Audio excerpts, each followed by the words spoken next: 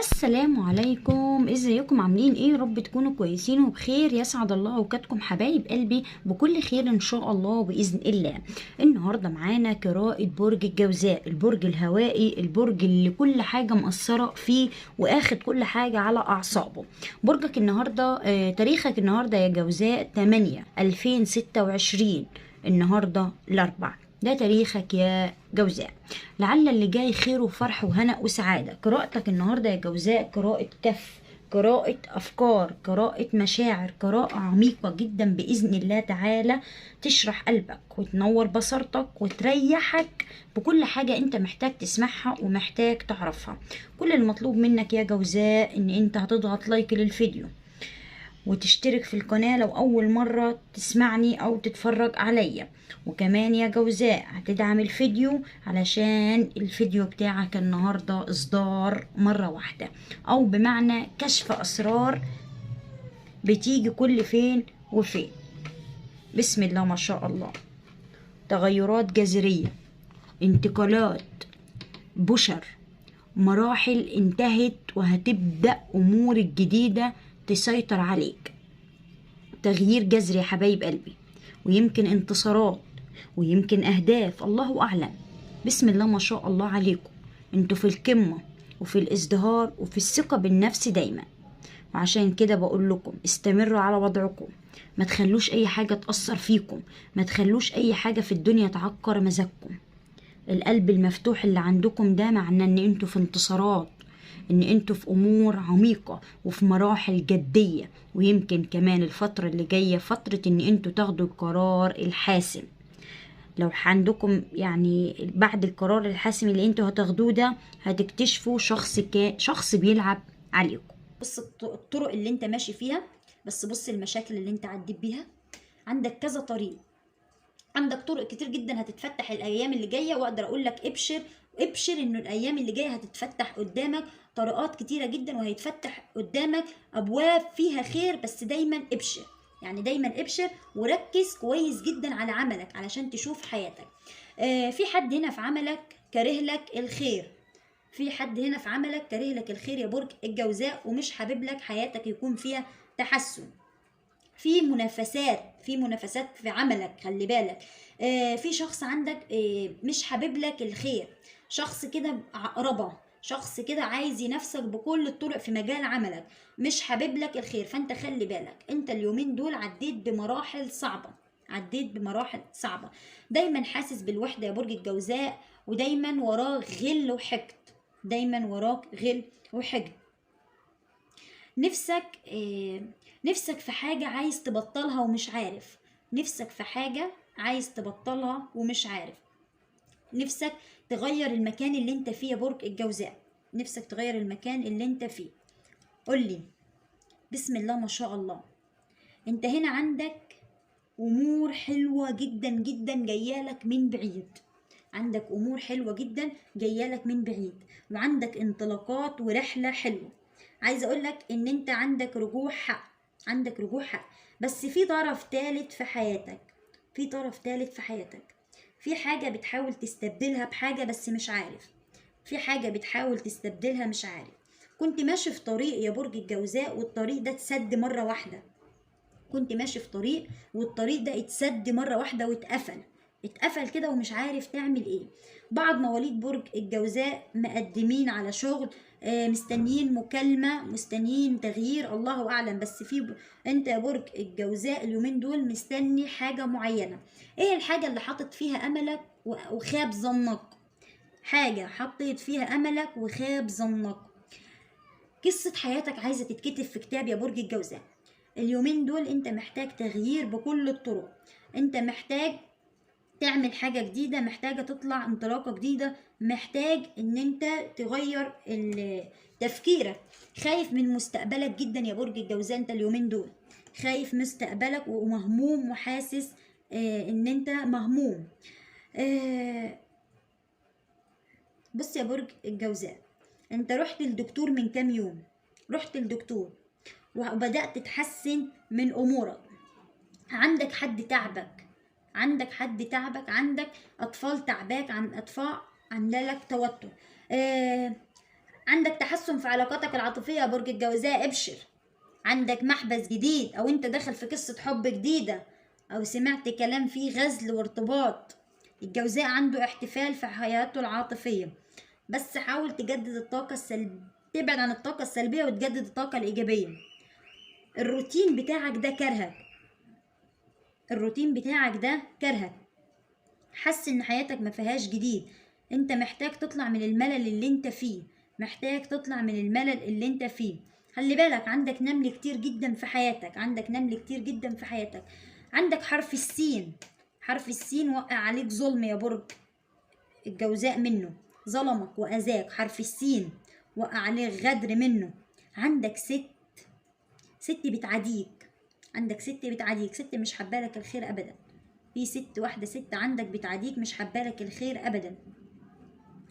بص هنا، بص الحفرة اللي انت وقعت فيها وما لقيتش حد جنبك. قول لي يا برج الجوزاء، انت ايه الحاجات اللي منتظرها الحلوة دي؟ ايه الحاجات الحلوة اللي انت منتظرها دي؟ مستني فلوس، ولا مستني رزق، ولا مستني وظيفة؟ انت عندك طاقة تفكير هنا، بس اليومين دول زادت مسؤوليتك يا برج الجوزاء، اليومين دول زادت مسؤوليتك. انت بطلت تآمن بحاجة اسمها حب، بس هيجي اللي يغير حياتك، هيجي اللي يغير حياتك. عندك 7 خطوات، عندك 7 خطوات اليومين دول هتخطيهم، بس خلي بالك برضو، وديني بقولها لك، الغدر من الناس المقربة اللي انت عايش معاها، الغدر من الاشخاص المقربين. قول لي يا برج الجوزاء، الحمامة جابت لك الخبر ولا لسه؟ انا قلت لك المرة اللي فاتت ما كملتش، الحمامة جايبه لك ايه، صح؟ طيب عايزه اقول لك ان كشف الورق، الحمامة جايبه لك خبر حلو. انت مستني ايه؟ انت مستني الخبر الحلو، هو الخبر الحلو اللي جاي لك في الرسالة. شوف بقى انت مستني ايه، رجوع هو خبر رجوع، تغيير فهو خبر تغيير، انطلاقة فهو خبر انطلاقة، سفر فهو سفر، نجاح في العام فانت عندك نجاح في العام. فانت يا برج الجوزاء اللي انت مستنيه هو اللي جاي لك في الرسالة. احذر من مرات اب، مرات اخ، مرات عم، بتطعنك في ظهرك وبتتكلم وتوشوش صورتك قدام الآخرين. عندك علاقة مع برج القوس، كانت علاقة برج القوس، كان شخص برج القوس متعدد العلاقات، كان في بينك وما بينه مشاكل، لا إما اكتشفت خيانة وانفصلت عنه، لا إما أنت كرهك حياتك. أنت مطعون، مطعون يا برج الجوزاء من المقربين، في طعن، في طعن وغدر في ظهرك، ظهرك انحنى، بتعاني من اعراض كتير جدا في حياتك، بتعاني من اعراض كتيره جدا. دايما حاسس بالظلم مع اهل بيتك يا برج الجوزاء، دايما حاسس بالظلم مع اهل بيتك. بعض برج الجوزاء بيحلم بحشرات كتيره جدا في حياته، بيحلم في حاجات كتيره جدا، بيحلم بحشرات في حياته كتير. حاسس ان انت بتحلم احلام مزعجه، ومحسود، محسود من اقرب الناس، من دمك ولحمك، وديني بكرر لك دمك ولحمك كتير جدا. انت بتحاول اليومين دول تشتغل على نفسك اكتر، بتحاول ان انت تبني نفسك بنفسك، ما تخليش اي حد يقف جنبك، ما تخليش حد يقف، ما بتخليش، مش عايز حد يقف جنبك. انت بتبني نفسك بنفسك، وبتحاول تقف على ارض صلبة، بس ما تقلقش، الازمة اللي انت فيها دي هتطلع، الازمة اللي انت فيها دي هتطلع باذن الله. طاقة التوتر وطاقة الحيرة دي هتتحل، طاقة التوتر وطاقة الحيرة دي هتتحل. ورجوعك مع برج الحوت، رجوعك مع برج الحوت الايام اللي جايه، خلي بالك رجوعك مع برج الحوت هيكون مش هيكون من صالحك، بس انت هتحاول ان انت تقول تغير الامور باذن الله. بينك وما بين الاسره توتر، بينك وما بين الاسره مشاكل، حاسس ان انت منتظر حاجات كتيره جدا ومش قادر توصل لها ولا تتحقق. يعني الاسره عندك بينك وما بينها توتر، وبينك وما بينها مشاكل. في واحده بومه عندك من الاسره، من المقربين عندك، في واحدة عندك من العيلة بومة مش سايباك في حالك، دايما بتنق، دايما بتنق. في ندر عندك هتوفي بيه، ندر، في ندر عندك هتوفي بيه. انت هنا يا برج الجوزاء طلعت ناس من حياتك، ايه الحاجة اللي عايز تعملها ودايما الاهل بيأذوك بكلامهم، دايما الاهل واقفين بينك وما بين تحقيق حلمك، صح؟ قولي، مين الشخص الغامض اللي بينك وما بينه علاقة وما بيتكلمش كتير؟ غامض جدا وكتوم، غامض وكتوم، ما بيتكلمش، دايما ساكت، دايما ساكت. انت اليومين دول يا برج الجوزاء هتدخل في مواجهة مع حد مقرب، وهتعلن حربك وهتمسك سيفك، هتعلن حربك وهتمسك سيفك، وهتقول خلاص انتوا اذيتوني، انا هسيبكم بس هاخد حقي، هلف الف واخد حقي. وبالفعل هتاخد حقك تالت ومتلت، بالفعل هتاخد حقك تالت ومتلت. فمش عايزاك تقلق، مش عايزاك تقلق، عشان انت عندك انطلاقات حلوة وعندك فرحة. بص، القلب اللي هيكون عندك في حياتك، وهيبقى عندك قلب. واخيرا هتعرف الشجرة اللي هتطرح في حياتك الايام اللي جاية. بس انا عايزاك اليومين دول ما تدخلش نفسك في اي طاقة سلبية، اليومين دول ما تدخلش نفسك في اي طاقة سلبية. حاول بس تركز على هدفك وتركز على حياتك، عشان خاطر انت هيكون عندك اخبار حلوة، هيكون عندك اخبار حلوة. حكايتكم حكاية يا اشخاص العزاب، حكايتكم حكاية يا عزاب. اول حاجة بالنسبة للعزاب، لو انت انفصلتوا عن الشريك فهو هيرجع ندمان، علشان انتوا كنتوا جواهر في حياتهم، كنت جواهر في حياتهم. فبالنسبة للجوزاء، لو انت انفصلت عن الشريك فبعض منكم هيكون عنده رجوع، والبعض من مواليد برج الجوزاء هيكون عندكم تغيير، هيكون عندكم تغيير. انت هنا بالك مشغول بحياة كتير جدا، بالك مشغول بحاجات كتيرة جدا. حياتك العاطفية دي دايما مشوار طويل، دايما مشوار طويل. كنت في علاقة كانت علاقة صعبة عليك وكانت تعباك وأزياك، كانت علاقة أزياك وتعباك، بس برضو بتفكر، برضو بتفكر في حاجات في المستقبل، يعني بتفكر في حاجات في المستقبل، والماضي أذيك، الماضي أذيك في حاجات كتيرة جدا تعباك يا برج الجوزاء. حاليا بتحاول تستشير طبيبك، بتحاول تكلم الطبيب تاني، بتحاول تعمل كذا حاجة في حياتك.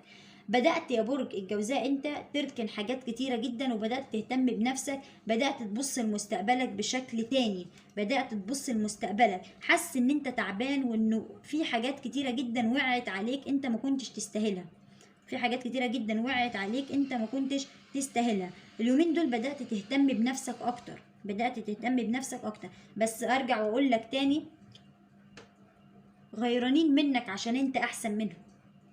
بص، انت زعلان على عمرك اللي ضاع مع اشخاص ما يستاهلوش، ضيعت وقت كتير جدا في علاقاتك العاطفية، دخلت ناس كتيرة ما تستاهلش، ضيعت نفسك في حياة عاطفية ما تستاهل.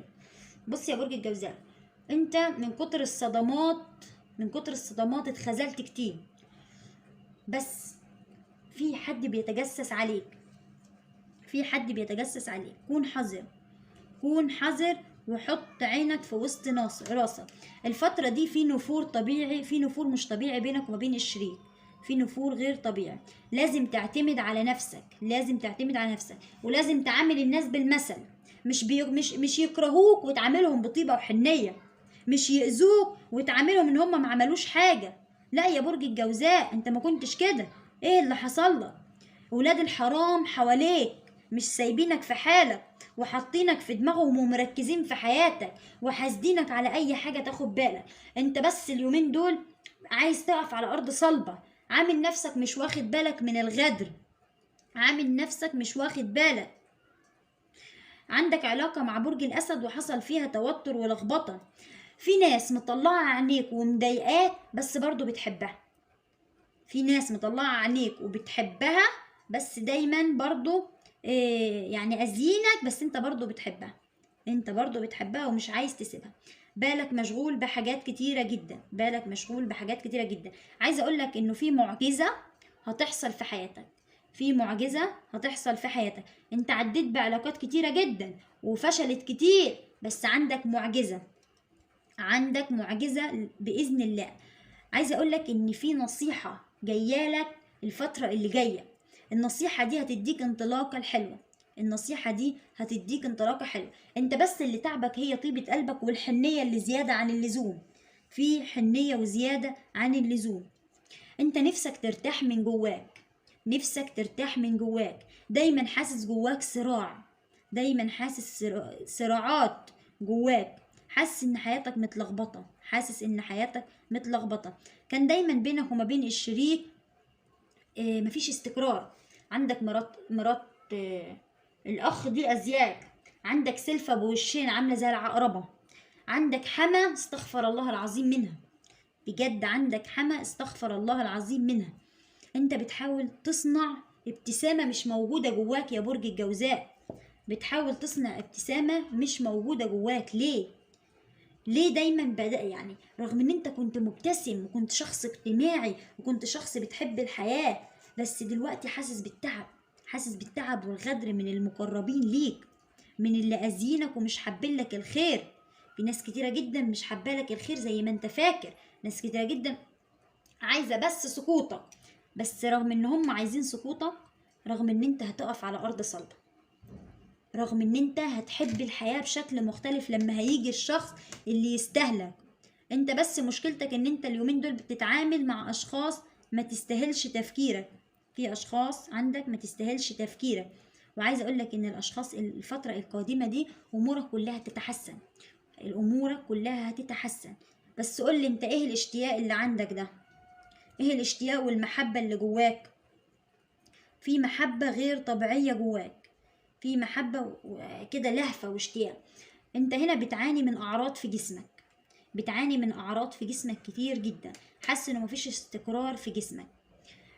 بتعاني من تساقط الشعر، بتعاني من خيبة امل، بتعاني من اشخاص خاب ظنك فيهم، اشخاص قالوا لك احنا بنحبوك واحنا جنبك واحنا هندعموك حتى لو انت وقعت.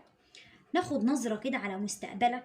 بص المستقبل بسم الله ما شاء الله، هيكون عندك انطلاقة جديدة وعندك فرحة وعندك دبلة خطوبة أو إعلان فرحة. بس خلي بالك من السحر، أعراضك من السحر دايما عندك شعور بالإرهاق والتعب، حبيت العزلة، حبيت إن أنت تكون لوحدك، ألم في الظهر، تكتف في علاقاتك، بقيت تتعرض لأي حاجة، بقيت تبكي كتير، اتخاذلت كتير، طاقة التفكير، عندك دوخة، عندك دوخة غير طبيعية، ونبضات قلب سريعة، نبضات قلب سريعة. بس بدأت تتحسن من أمورك، بدأت تتحسن من أمورك وبدأت تعيد ثقتك بنفسك تاني بعد ما انت كنت خلاص فقدت ثقتك في ناس كتيرة جدا خذلوك. الشعور اللي ملازمك دايما بالإحباط ده اطلع منه، اطلع منه بكل الطرق يا برج الجوزاء، اطلع منه. انت كنت بتحب تطلع من البيت، ومجرد ما بتطلع من البيت بتحس بالفرحة وتحس بالسعادة، بترجع البيت حزين مخنوق متضايق، بتدخل على اوضتك وتقفل الباب، صح؟ بتدخل اوضتك وتقفل الباب عشان خلاص حاسس ان انت خلاص تعب. في حد عندك يا برج الجوزاء فاتح بقه، فاتح بقه على طول، عايز يطعنك بأي طريقة. فاحذر، احذر وخلي بالك. كان عندك علاقة مع حد على السوشيال ميديا وانفصلتوا، كان عندك علاقة مع حد على السوشيال ميديا وانفصلتوا، او قلبك وجعك منه او اتكسرت، قلبك وجعك منه او اتكسرت. في ناس بتلعب على الاطراف كلها، في ناس يا برج الجوزاء بتلعب على الاطراف كلها، في ناس مش واقفة معاك زي ما انت فاكر، مش واقفة معاك زي ما انت فاكر. فانا عايزاك تخلي بالك من تعابين ومن غدر بيحوم حواليك، رغم ان في صراع جوه قلبك، رغم ان انت بتمريت باختبارات صعبة، رغم ان انت ربنا بيختبر صبرك يا برج الجوزاء، ربنا بيختبر صبرك.